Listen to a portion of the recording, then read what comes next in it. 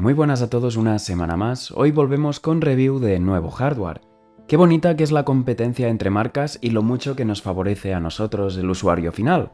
Y como ya llegaron anteriormente los AMD 7000, ahora con el lanzamiento de Intel 13000 estamos obligados a compararlos y ver quién es ahora el rey de los procesadores. Así que vamos a empezar viendo que trae distinto Raptor Lake porque sigue con el mismo proceso de fabricación a 7 nanómetros, y para el 13900K usan el doble de núcleos E, que recordemos que son los núcleos eficientes, también tienen un incremento en sus frecuencias y a su misma vez incluyen algo más de memoria caché, con también un incremento ligero en sus consumos.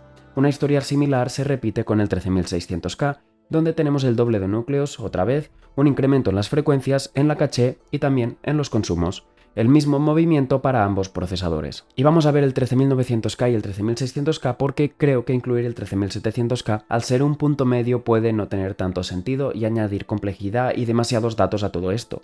Pero si realmente queréis ver su rendimiento, dejádmelo ahí abajo en los comentarios y lo podremos enfrentar a su homólogo de AMD en otro vídeo. ¿Y sabéis cuál creo que es el mejor movimiento de la nueva generación de Intel? Su retrocompatibilidad. Se pueden usar en el mismo socket que los Intel 12000. Por lo que podemos encontrar opciones realmente económicas con DDR4. Si recordáis, hablábamos que DDR5 era el problema de actualizar a nuevos procesadores en cuanto a precio del pack, pues con este movimiento consiguen hacer que realmente pueda valer mucho la pena. Aún así, hablaremos del precio más tarde, y este movimiento de la retrocompatibilidad no es justamente un movimiento expreso, sino que Intel suele dar compatibilidad entre dos generaciones siempre, es lo que tocaba, entre la 12000 y la 13000, por lo que dudo que para la siguiente generación tengan este tipo de soporte. A diferencia de esto, AMD ofrece compatibilidad para 4 generaciones, por lo que una placa base de AMD te puede durar bastante más.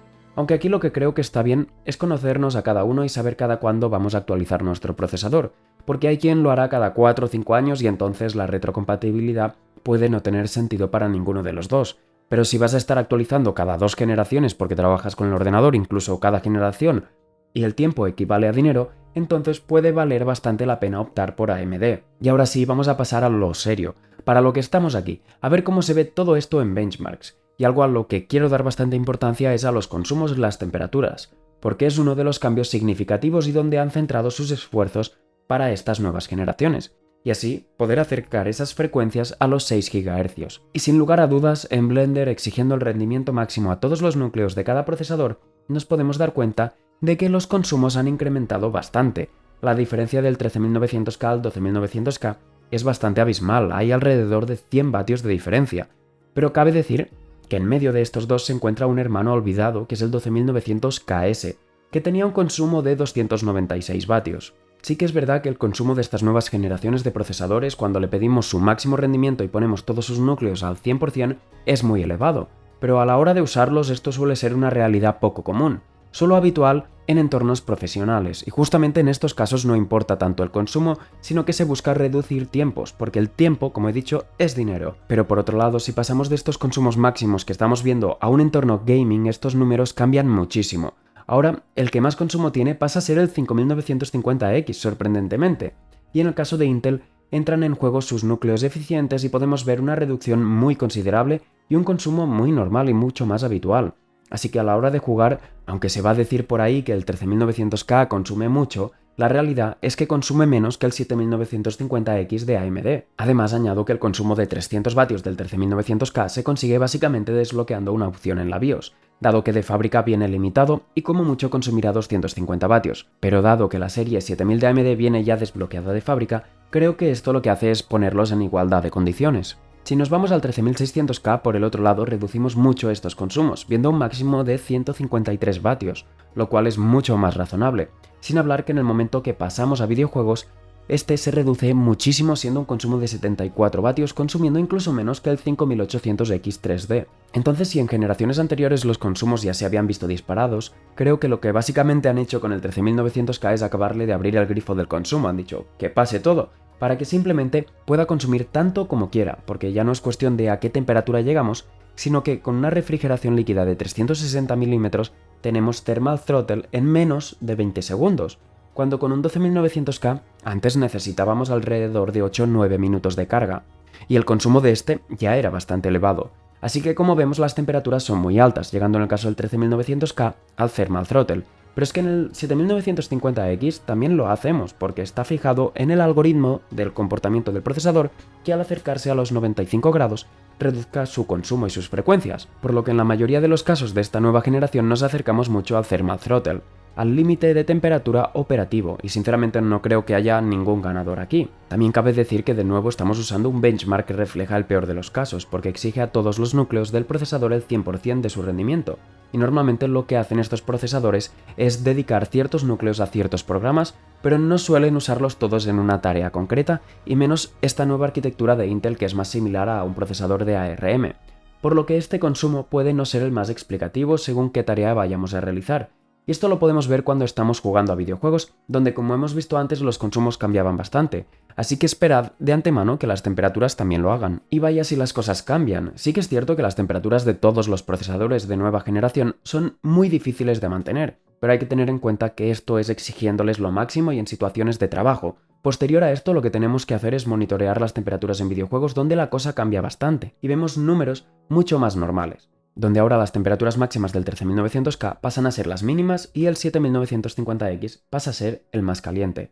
Y después de ver estos consumos y al principio estar frustrado, me he dado cuenta que no podemos culparles por aumentar de esta forma los consumos y las temperaturas, porque es un movimiento que no solo Intel ha hecho, es exactamente lo mismo que la nueva generación de AMD ha estado haciendo. Y hablando de AMD, el 13900K ha conseguido sobrepasarlo en Cinebench R23.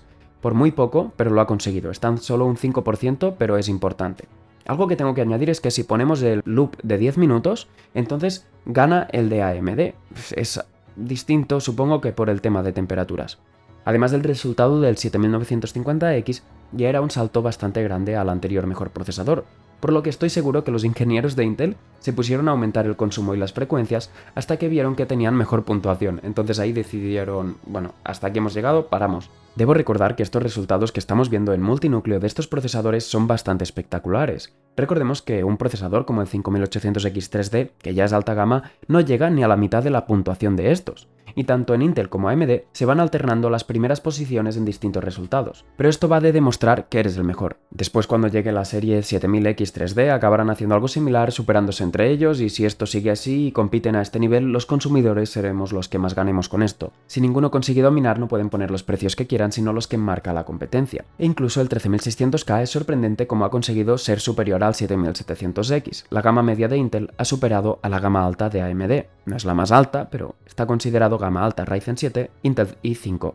En el momento de pasar a Blender, AMD tiene algo de ventaja, unos pocos segundos, pero hay que recordar que Blender es un entorno que está muy preparado para renderizar con GPU, aunque a veces la situación requiere que sea con procesador, así que a quien necesite hacerlo ya sabe lo que debe considerar. El equipo rojo sigue conservando su liderato en el pack Adobe, donde con el benchmark de Puget Systems consigue estar un 10% por delante, aunque siendo sincero encuentro que todos tienen puntuaciones muy similares. Por otro lado, esto me ha extrañado y como sé que el pack Adobe suele ser algo más favorable para los de Intel, echando un vistazo en Adobe After Effects con un benchmark también de Puget Systems, podemos ver cómo el 13900K tiene su liderazgo, y es que Adobe After Effects suele centrarse bastante en el rendimiento mononúcleo, un campo donde Intel sigue siendo superior. Un caso curioso es en DaVinci Resolve, donde todos tienen una misma puntuación, y no sé si es simplemente por una falta de optimización o porque el propio encoder que usa de H265 no da para más. Parece ser como si hubiéramos encontrado el techo de un motor de videojuego. Además, el resto de procesadores se mantienen muy cerca de las puntuaciones de estas nuevas generaciones, por lo cual no cuadra para nada. Con todo esto ya podemos pasar al gaming, donde los escenarios se vuelven a repetir bastante. Tenemos ahora en Doom a 1080p como líder al 7700X. Sí, has oído bien, no estoy hablando del 7950X. El primero en esta lista es el 7700, aunque sea por poco. Quizá los núcleos extra del 7950X están haciendo que se caliente demasiado y con ello reduce sus velocidades, aunque la diferencia real es poca por no decir que no es perceptible. En Forza Horizon 5 el escenario se repite con el hermano pequeño delante, pero incluso también sucede en Intel, aunque la diferencia sea de un frame, es el ganador. También deberíamos considerar que los márgenes son tan pequeños que se pueden considerar márgenes de error de las propias pruebas. En Fórmula 1 2022, donde AMD parecía haber tomado un liderazgo importante ante la anterior generación de Intel, el equipo azul vuelve a tomar el liderazgo, con una diferencia, debo decir, bastante más considerable que en los casos anteriores. Pero esto no es algo generalizado, sino que se van intercambiando los puestos en diferentes casos y lo más normal es verlos a todos con un rendimiento prácticamente idéntico y en cada videojuego que vamos pues nos encontramos una sorpresa delante, o uno o otro. También llama la atención la cantidad de frames que se pueden conseguir con AMD en Valorant, llegando a los 900, es una locura, y estando un 10% por delante de su hermano mayor. Cuando pasamos a Counter-Strike vuelve a ser Intel quien toma los mandos, pero todos los procesadores obtienen más de 700 FPS. En estos juegos eSports podemos ver algo más de diferencia al conseguir frame rates tan elevados, pero si volvemos a casos más exigentes como sería Cyberpunk, los FPS son realmente similares entre los distintos equipos, incluso teniendo al 5800X 3D en medio de ellos. Y esto lo vemos mucho más claro como siempre en la media después de 12 videojuegos, donde tenemos un claro ganador, el 13900K, teniendo una media de 250 FPS, seguido muy de cerca por el 7700X que ha demostrado ser mejor candidato que el hermano mayor en videojuegos, aunque la diferencia sea muy poca. Además quiero destacar algo para que lo sepamos, dado que quien se plantea actualizar a un Intel 13000 muy probablemente esté considerando hacerlo con DDR4, los benchmarks están hechos con DDR5. Pero si los hiciéramos con DDR4 a 3600 megatransfers, el rendimiento medio del 13900 se situaría a la par del 7950X. Vamos, que conseguiríamos su mismo rendimiento, con un pack bastante más barato al no necesitar DDR5. Quiero pensar que después de todo esto, pese a estar muy ilusionado y ver que el rendimiento de esta serie 13000 vuelve a parecer estar por delante, al haber visto primero los consumos no estoy tan satisfecho. Cabe decir que lo han hecho de una forma no tan positiva. Sí que han ampliado el número de núcleos E, lo cual hace que pueda obtener un rendimiento multinúcleo algo superior, aunque muy poco, sino que simplemente han abierto la puerta al consumo, están haciendo que su 13900K consuma prácticamente lo mismo que una tarjeta gráfica de alta gama. Si los consumos que estaban consiguiendo con el 12900K ya eran bastante elevados, esto, como he dicho, es una locura. Pero ante esta negatividad, debo añadir algo. Creo que es totalmente justificado, dado que es su gama más alta. Alguien que se compra un Ferrari no va a estar preocupado por la gasolina que este consuma, y con ello trae la potencia que el comprador está buscando. Además, que después, cuando vamos a su hermano menor con un consumo de 70 vatios mientras jugamos, y cuando está al máximo llega a los 153, esto es mucho más razonable. Así que aunque empezara teniendo un mal sabor de boca, después de pensarlo bien y razonar me he dado cuenta que no es para nada un mal planteamiento. Ahora ya tenemos todos los procesadores de nueva generación en el mercado, vamos, que tenemos los papeles sobre la mesa y podemos valorar la situación bastante mejor y afrontar qué procesador queremos. Algo que está muy bien es que por primera vez podemos decir que prácticamente están a la par en rendimiento entre Intel y AMD. Años atrás, el razonamiento venía siendo bastante diferente. Si querías un procesador para multitasking y trabajo, te decantabas por AMD, pero si buscabas potencia bruta en mononúcleo y videojuegos, acababas con Intel. Ahora el escenario ha cambiado y los tenemos a la par, por lo que ante la pregunta de cuál comprar no creo que haya una respuesta equivocada. Vuelvo a hacer una referencia a lo que dije al principio. Si eres un usuario que actualiza prácticamente en cada generación, la mejor opción seguramente será AMD, pero por otro lado, si no es así y sigues unos ciclos de 4 o 5 años, esto te importará menos, y si además quieres usar bastante memoria RAM y no dejarte un riñón al pagarla, con Intel podrás hacerlo de una forma económica. Pero en algo sí que me voy a mojar, pese a que me mantengo neutral en la gama más alta entre el 13900K y el 7950X, con los hermanos menores, aunque el 7700X podría ser la mejor opción para gaming, el 13600K se lo come con patatas por simplemente lo que cuesta montar un equipo con DDR5.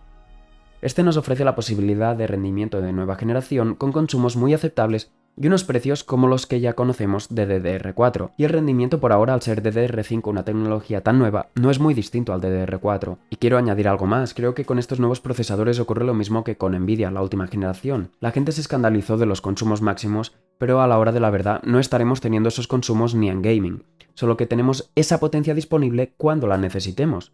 Es como la analogía del coche. Tenemos un coche que cuando vamos por la autovía tiene un consumo muy aceptable, pero cuando nos ponemos a correr como locos, consume muchísimo, pero es que además corre muchísimo. No es que consuma mucho y encima no corra, sino que el consumo es por algo en concreto, así que ¿no es esto lo que la mayoría querría? Tener potencia disponible para cuando deseen, pero que en situaciones normales no tenga este tipo de consumos. Por esto creo que es muy importante enseñar bien estos consumos y no solo presentar el consumo máximo en todas las situaciones, sino que hay que valorar cada escenario. Así que me gustaría saber qué os parecen a vosotros estos nuevos procesadores, qué pensáis de estos consumos, ¿son normales o quizás son escandalosos? Os leo ahí abajo y nos vemos en el próximo vídeo. Un saludo.